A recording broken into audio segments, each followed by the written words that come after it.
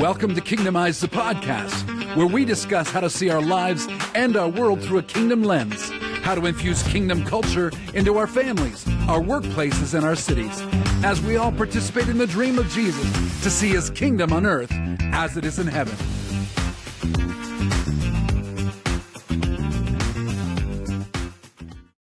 Welcome back to Kingdomize, the podcast. We are breaking a rule. Well, we never said we were never going to do it, but we're breaking a rule. This is the first time ever in like 140 podcasts, we have a part one and part two. So if you haven't heard the first part of our interview with Lois Gott, say hello, Lois Gott. Hello. I'm sorry. I hope I'm not so long-winded that you need to... Oh my goodness, it's fantastic. Oh no, it's fantastic. I'm Brian Beatty. I'm here with Ian Green and Lois Gott. We're in the Solutionaries series talking about people that are actually bringing heaven to earth. And last week was so good. If you didn't hear it, stop this right now. Go back and listen to that, because that will bring you up to speed with some of the background story of why they're doing what they're doing today. And it's so amazing. And so, Lois, thank you again for being here. And just to give a little review, you've told many stories from your past. You and Ken, your husband, planted a church. You were a pastor's daughter, never wanted to be in the ministry because of some of that story from your history as a pastor's daughter. God gets a hold of you. You and Ken become the hosts of a major revival in Sunderland back in the 90s, and now into what we would call from revival to reformation. And you said at the end of last week, you said both babies brought us into our future. The first baby through brokenness brought us into revival. The second baby through brokenness brought us into reformation. How amazing. And so we're just going to leave that there. If you don't know what that means, you're listening, that means you definitely need to go back and hear last week. But Lois, thank you for joining us again. I can't wait for more Lois Gott. Amazing. I'm going to say one more thing. I said last week you were one of my favorite people on the planet. I'm going to say right now, barring my wife, you're probably my second favorite person. I mean, even more than Ian. And I really come on. Really like Ian. Don't tell Ken I said this either, because he's probably allowed it. Now Ken's like, I'm very privileged. Thank you. Amazing. So let's pick the story up. You were just starting into revival about what was happening in the 90s. Let's talk about that. And then let's talk about why didn't you stop with revival? This is really important for our listeners especially, but anyone in the kingdom today. Why would we stop at revival? That's pretty amazing. Into more things. So let's pick it up there. Let's pick it up in the 90s for revival. So from that brokenness, we got a passion for Jesus, that ministry, everything. You actually you think you're lovers of Jesus, but you're often lovers of the ministry that you're involved in. And that brokenness and that desperate need. I mean, I used to say, oh God, can I see heaven? Can I see that my baby's there?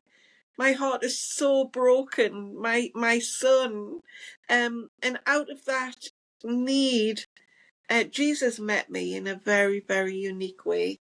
And without doubt, that baby's life and his death produced revival in us personally, that actually then produced revival in Sunderland. And so, yes, we were incredibly privileged to, when you've got 1,000 people every night. And some of the funny stories, I mean, we were unprepared for that. We didn't even have a worship band.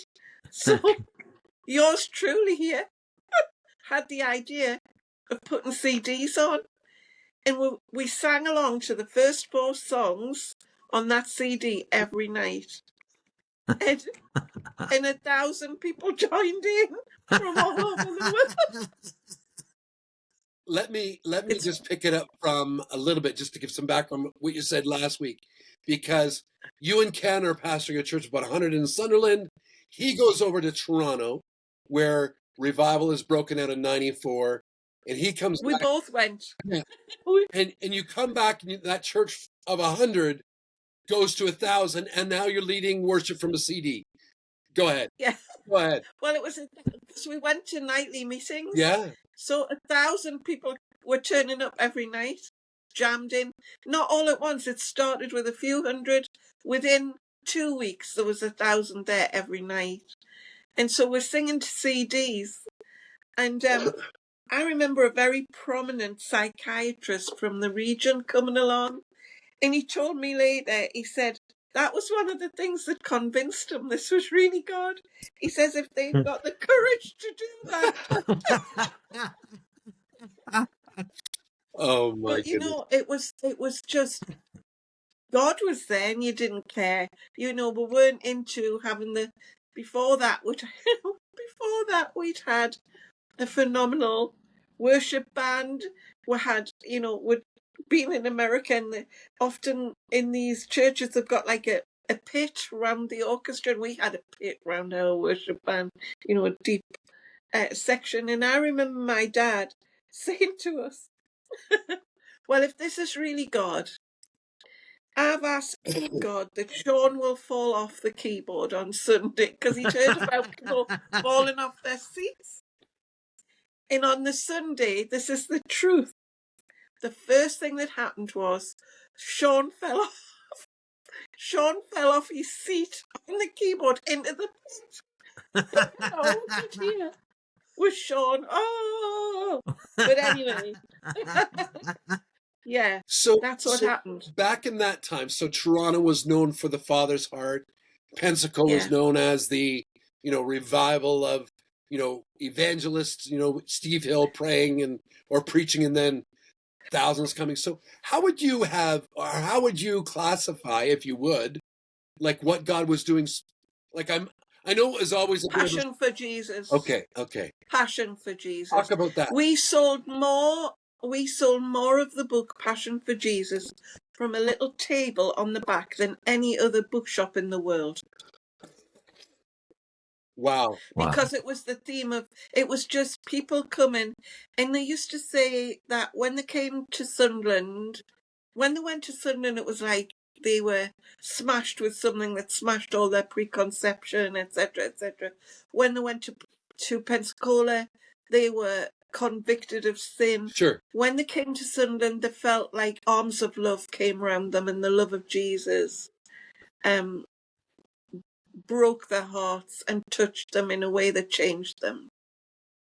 Love that so much. Tell a few more stories of revival, and then we want to progress in the rest of it. Go ahead. You want revival stories? Oh, because I can have this discussion for a long time too. So we may end up in part 3 and 4 before we're done. And I'm okay with it. I'm okay. Just settle in, everyone. Well, you know, we mentioned my dad. So the first hurdle was a very proper gentleman who was quite restrained in his expression. And he was on holiday with my mother, and it was like, how do we explain to him that people are falling off their chairs and they're actually laughing in church? He's not going to approve of this. So anyway, he came back from holiday, and he came over because the girls had texted, and my parents lived near, and said, you need to come and check Mum and Dad. There's something weird happening with Mum and Dad. Oh, so he came over, and he said, if God's doing this to my daughter, I know it's God. Wow. He said, this is God. And he became the person who was the advocate for this is what God's doing, because he stood there so proper, but he knew that God was moving, and he gave us a safety as well in all that was happening. And so, you know, we had, like I said, we had suddenly, how do you move even financially with the people in your office? And they weren't able to work. I need to tell you, they were so affected. They were crawling around. They were trying to work. We couldn't get anything going. We had all these people, and we had to just even the practical things like having to buy so many toilet rolls, so many everything, security, because to suddenly go from that to 1,000 every night it's a big thing. And it's hard to shop when you're on your hands and knees too, right? Well, I have to tell you, that was a problem.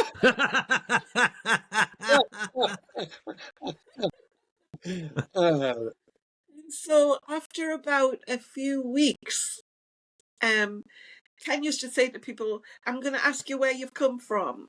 And so the first week or two, it was Sunderland, Newcastle, oh, I'm from Durham, or then it became, oh, I'm from Sheffield, I'm from London, I'm from... So a month in, Ken does his usual, and this gentleman's coming in, he goes, sir, where are you from? And he goes, Australia, that's why I'm late. Wow. And that was the beginning. That came from all over the world every night, particularly lots of Dutch people. I mean, from everywhere. But a lot of Australians too. And we saw, you know, even today, I was just meeting with some people last week, and the gentleman came and he said, I was called to the ministry in those meetings, and he was crying and he was saying, you'll never know what God did for me. Sometimes I've been places where somebody said they brought me because I had a terminal brain tumour, I was dying, and they drove me up from Wales and God healed me, and things we don't know, because it was everybody. It was not platform people.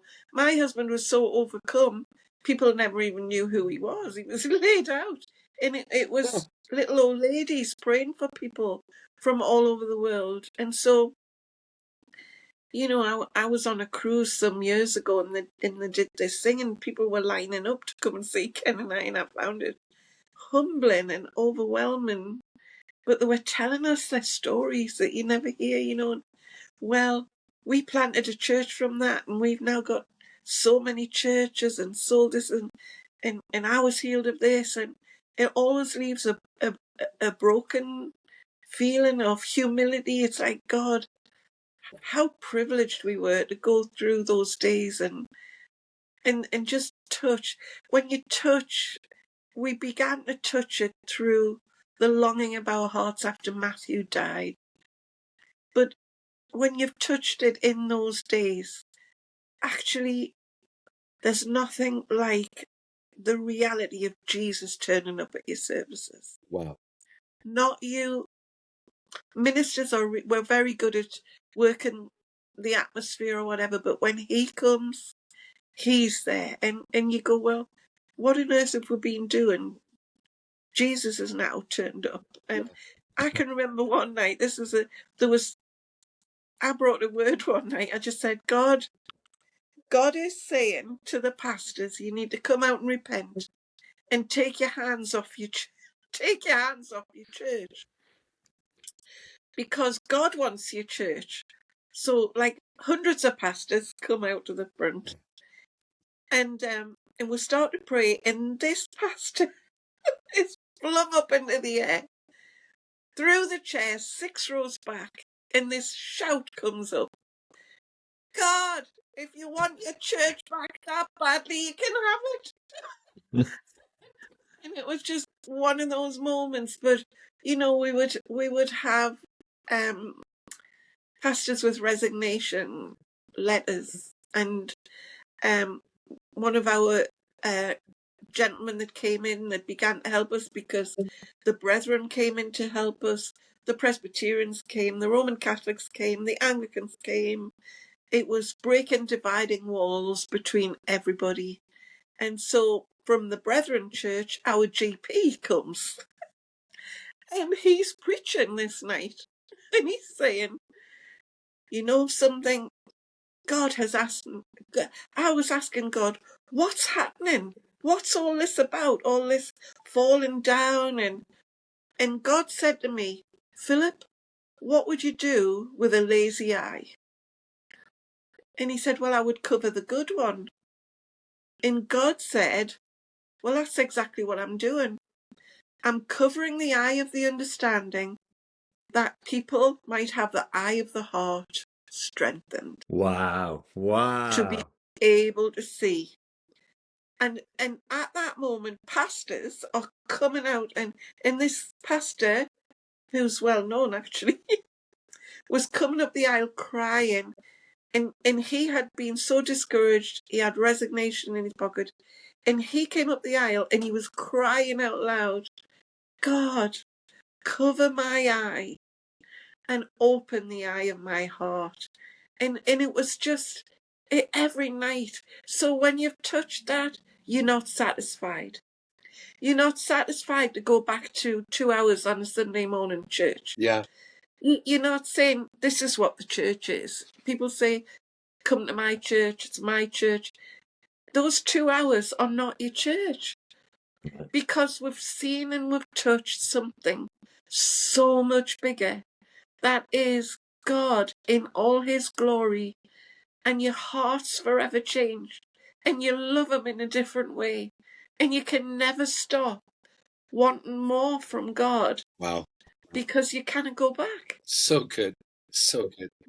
Well, we could do a few more hours on this, but I have to be a good host. I have to be a good host, apparently. So let's move then forward towards reformation. I mean, if I'm listening to this from an outsider, I'm just listening going, well, that's it. You've reached the pinnacle. Everything's great. You've reached Well, the top. Brian, I feel like to tell you this really quick. The police called us out one night. They called the key holder. Your organist is still playing at 12 o'clock, 1 o'clock. Now it's 2 o'clock. There's far too much noise coming from your building. The key holder says there's nobody in the building. You'll have to come out and open up. They did a room-by-room search because the babies were up, all the houses around. So we all go back to bed. Again, the police, 4 o'clock in the morning. Somebody's playing your organ again and all that singing. You know, there was angelic visitation. So, yeah, all of that. Okay, Lois, tell me you've written a book about this. Yeah, it's called The Sunderland Refreshing. Okay, so what needs to happen? Some of it, but not, that's old. That was at the time, but some of those stories are in there. Wow. So is that on Amazon? Can they get that on Amazon or anywhere? Yeah, they can. It's out of print now, I would think, but it did. It was a good book. I believe it. So you've come through. God used your children. Some very, very challenging scenarios. One, Matthew, and he brought you into revival. And now we've got your daughter that you talked about last week, the adopted daughter. And you said your phrase was brought you into the Reformation. Yes. Yeah. So let's do that transition. So maybe start with just a mindset of, why do I have to change? Why do I have to do church differently now? Or what's missing that I need to do to enter into this Reformation? The thing is, we died to the local church during that revival, because when you've got 1,000 people every night, you can't keep up your programs and you can't keep up all the church things that you do. And I remember Ken and I just saying, God, we can never, ever not want what we're living in. And so whatever we come out with at the other end, it's yours. And, you know, the lady that prepared for the prophet, she had to reorganize her home to host the move of God for her time. And we had to do that. So we were prepared on the way. But the fact that, you know, the prophetic was so strong in that move as well. And for a prophet to say, you think you're in the new thing. And Anne Watson, also from York, she prophesied the same. You think you're in a new thing, but the new thing's coming. And so in a way, we were like, well, what is this new thing? We would never have dreamt. But she did give us a little sign, a baby will be put in your arms. Right. And I think there's something in the fact that the last move came from empty arms in a delivery room. This move, who would have thought I'd be actually allowed in a delivery room? Who would have thought I'd be allowed to be part of the whole process? But I was back in a room that brought back all the traumatic memories, but this time I went out with a baby from that room, live. Wow.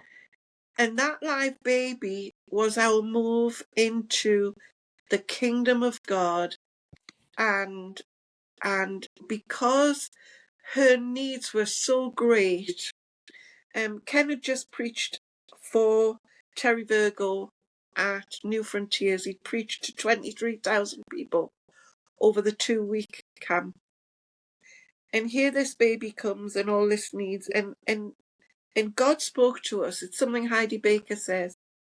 Can you turn away and can you pursue the one for me if I ask you to?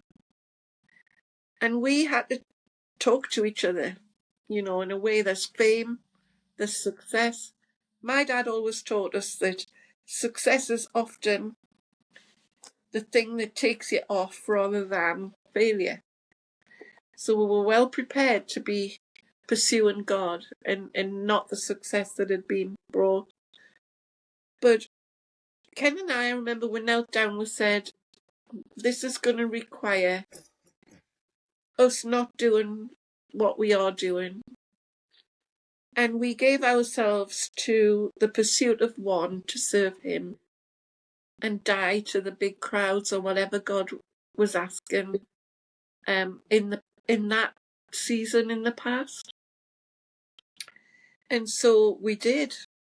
And sometimes, and I've done it myself, you say, God, if you're all that we have, that's all I need. That becomes a reality when you're dying, because what we do is we often judge where we are spiritually with what we are accomplishing or what we're doing or what's succeeding in the church, and all of that had to die.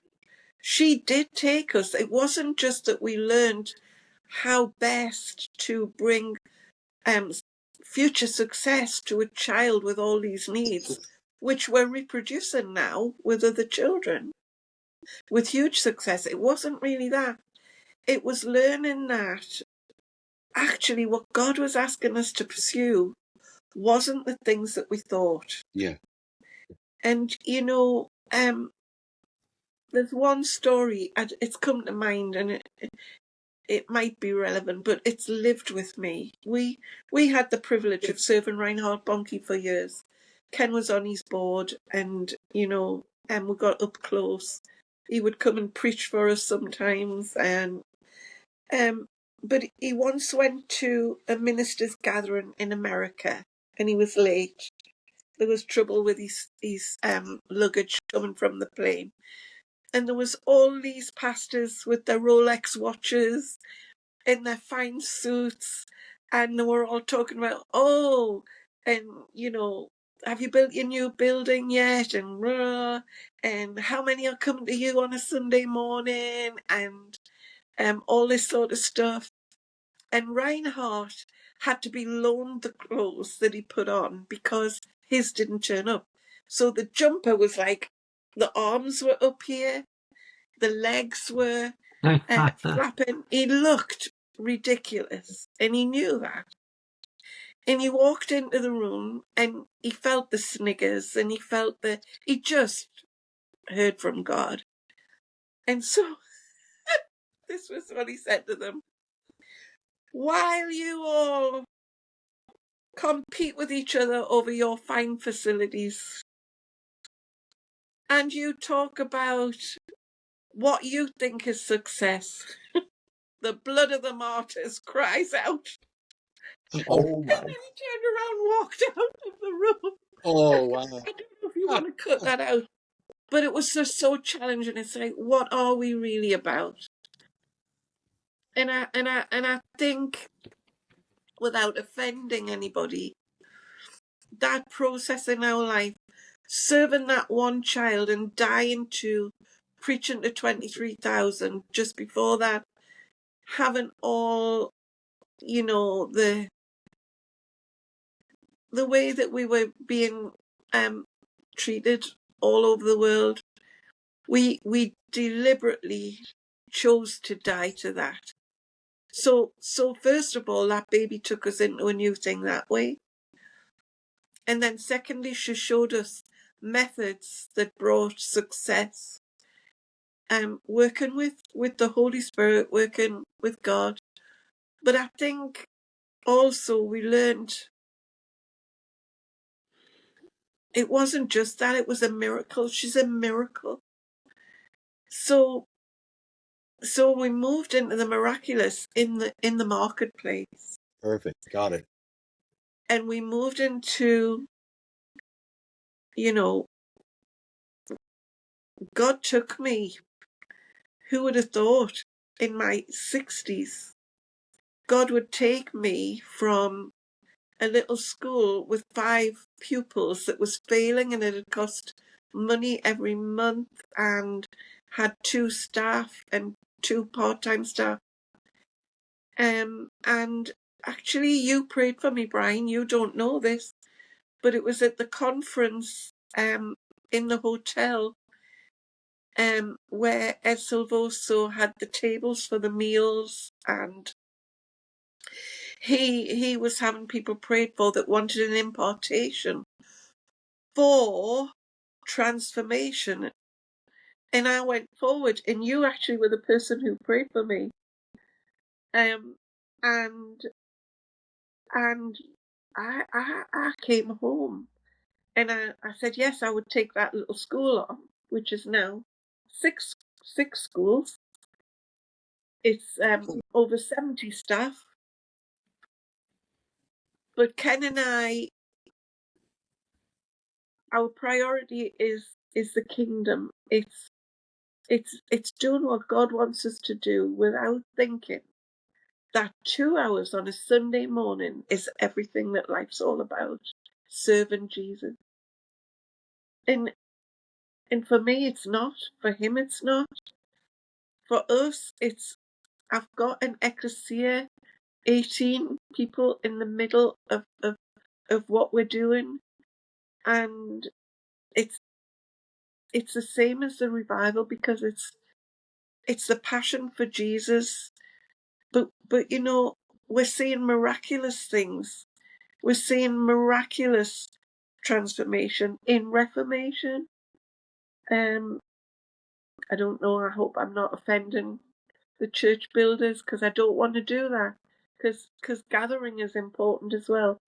But for us, it was the new thing God took us into, and it was totally not on our radar. But it was the next step in the journey. It was birthed through brokenness of a baby, but this time, yeah, we lost that baby boy. We gained revival. This time was brokenness of that child's life, but it's ended with success and unbelievable miracles. When Ken walked her down the aisle last year to be married, none of us could have even dreamt that would be possible. It was a if somebody said that, we would have told them they were foolish. That she could be studying the way she is, living the way she is, but it's miraculous, combined with all the things God's done. But it's that's what transformation brings. To me, it's the next step in it. It involves signs, wonders, and miracles. Yeah, yeah. So you said it this way, Lois, about it's the miracles in the marketplace, and I say a similar thing. So I have my revival friends, and they, hey, like, Beatty, what are you doing now, man? Like, what happened to this? And I'm like, so you understand? I would define, and I define for them. I think Reformation is sustained revival. It doesn't have to, It is right? great. It's just happening everywhere. Like, so that's how I define it for this. Like, it's not worse or better. It just keeps going, right? And now it's not a meeting that has to happen here. It's like whatever that Jesus being very real and the passion for Jesus growing, sustain that and let it happen in a boardroom and in a hospital and in a school. Exactly. Is that fair? Exactly. That is exactly, you have summed it up. It's sustained, it's ongoing. You have no idea quite the extent of where it's going to go. Yeah. I mean, my daughter looks after all the new young doctors that are coming. She pastorally now looks after thousands of young doctors. My son-in-law, who, you know, we all were in this journey together, he's now cancer lead for the whole region, clinical lead, but in the ability to work in that environment with sustained revival. Yeah. It's incredible. You are so right. And, you know, the weight of his glory is heavy, but we have to have furniture strong enough that we don't break it. Very And good. and Very good. that is what we've got in transformational kingdom. We are, you know, we're building something not that he visits, but that he's able to sit down. That is awesome. That is what a great revelation that is. That was actually one of the phrases we used in our church. Okay. Exact thing, like where heaven is my throne, the earth is my footstool. And we said we want God to have footstools all over our city where he feels comfortable.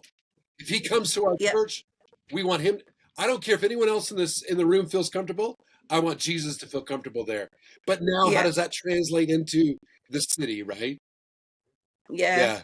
Well, you know, we started to just bless the city and pray. It was a really funny thing.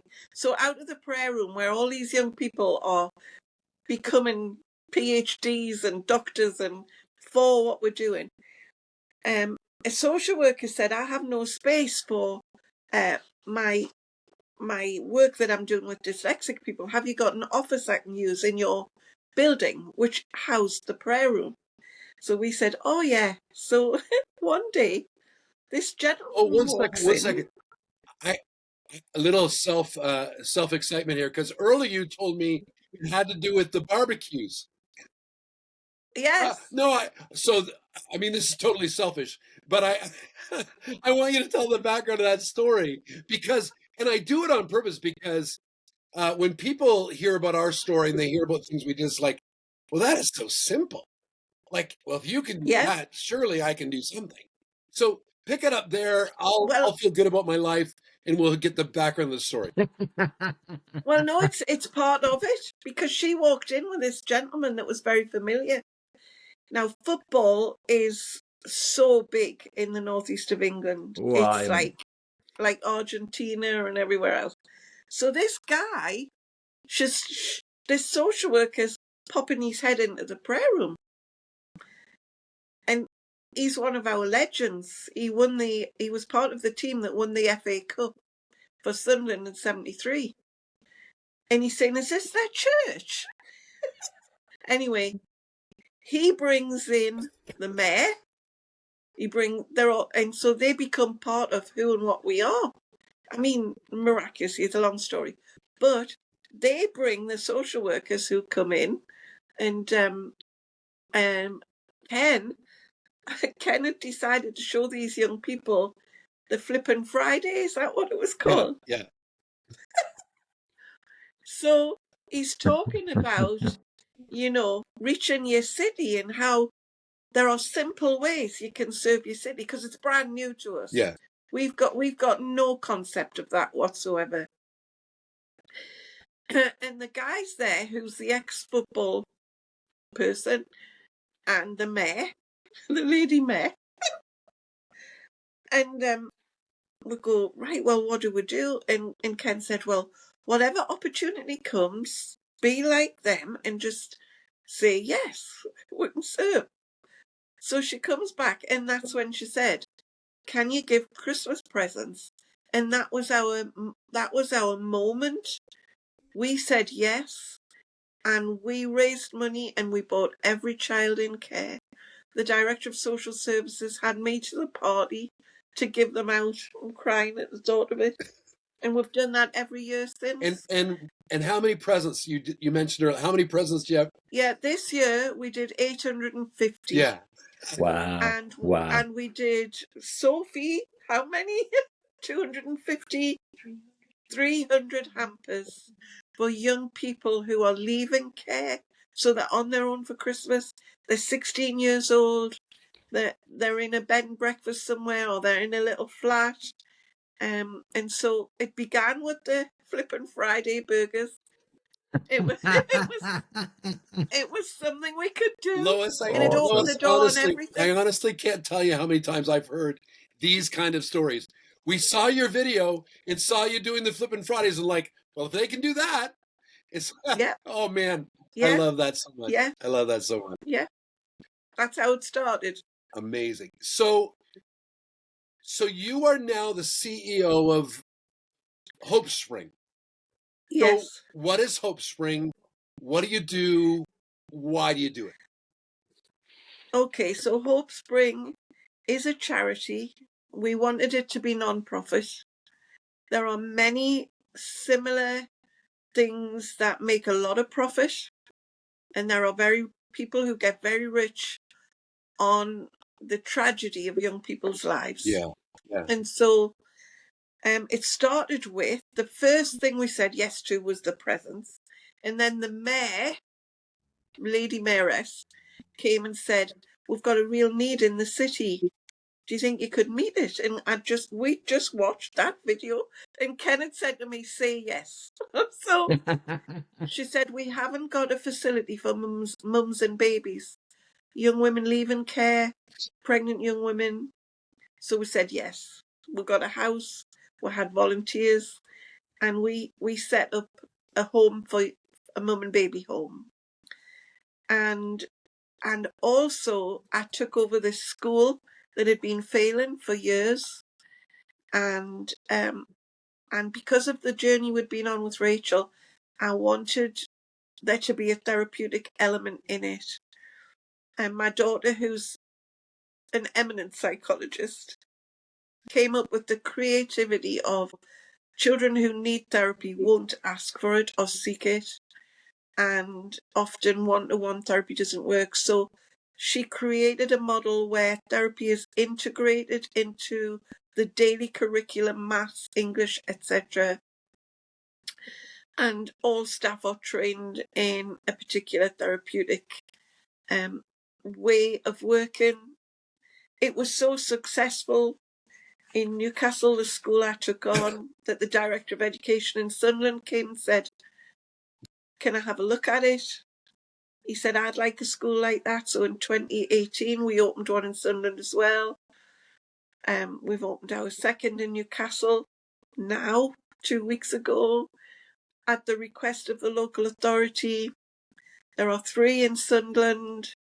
Another one is opening in South Tyneside, and we cater for the spiritual and mental health needs of the young people who are ready to, in the words of some professionals, drop off a cliff. So the outcomes have been so extraordinary. The demand is huge, and we do charge very, very low. We have to charge because we have to exist, but we try to keep it to the very bare minimum, because every child I look at, I see my own child, and we want to do everything we can for every child that comes our way. We don't preach, we can't. We just serve as best we can. Beautiful. You know, the Bible says, when you give me a cup of cold water, when you give me a cup of water, when you clothe me, you're doing it unto me. Yeah. And I'm moved at that, because that's the model of what we do. And yeah, we will be approaching 180 to 100 staff very soon. And it came from Flippin' Fridays. You had a little Lois, school of 5, you said it wasn't going well, and then you just Yeah, saw some burgers. yeah. And the young people who'd come from university who were around us praying, they are now masters of masters in trauma practice for trauma recovery from the university, PhDs in the delivery of language, the language we use when we're talking to young people in a therapeutic setting.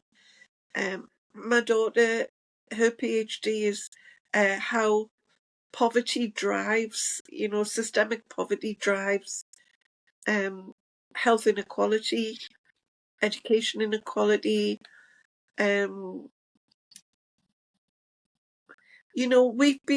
This is a story that'll tell you the young people love coming to us, and we, Sophie, my PA, her husband, who's our operational lead, he has all the alarms for all our school buildings.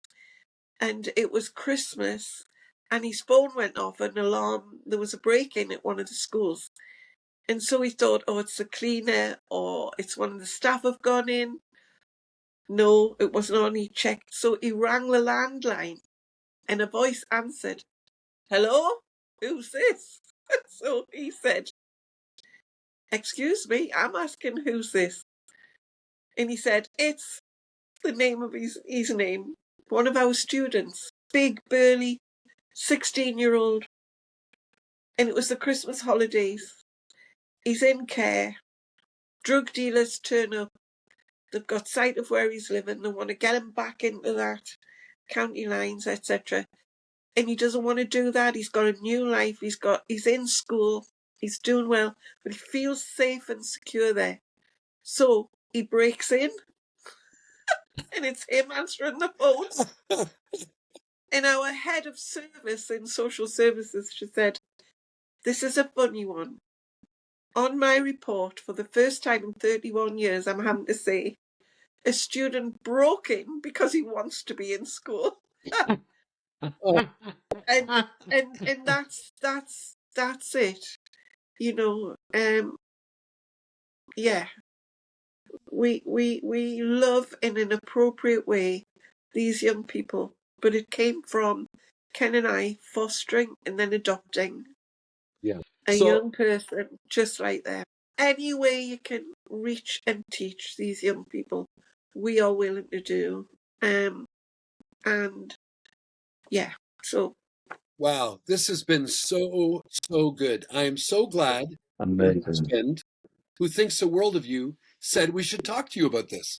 This is amazing. So, Lois, thank you so much for your time. Again, as I've said several times now, you've broken a record. We've never done a part 1 and part 2. But if there ever was going to be, it wouldn't be better than having with Lois Gott. So thank you. Yeah, And absolutely. so, Lois, again, thank you for your time, your life, your stories. So Yeah, inspiring, so open and real. Really amazing. I know it's going to bless many people. I know it's going to challenge many people. I know it's going to encourage people to keep going when maybe they felt like they could stop or should stop or want to stop. But there's just only get a few years here, right? So why not give her and make the most of it and touch as many people as you can? And so, Lois Gott, thank you again for your time here. You are by far a great solutionary, bringing yeah. these answers to earth in so many different ways, so many different contexts. And we just want to thank you and bless you. And thanks for listening today, everyone. We are so glad you're here. You should share this with somebody. Like, honestly, share last week's story of Lois and Ken's story and this week about what they're doing in the northeast of England, but all over now, going everywhere. So thank you for listening. We're going to have you back with another great guest next week on Kingdomize, the podcast. Thanks for joining us today on Kingdomize, the podcast. Let's keep the discussion going throughout the week on our socials or on our website, kingdomizeglobal.com. Contact us today to see how we can walk together to see more of God's kingdom in your city as it is in heaven.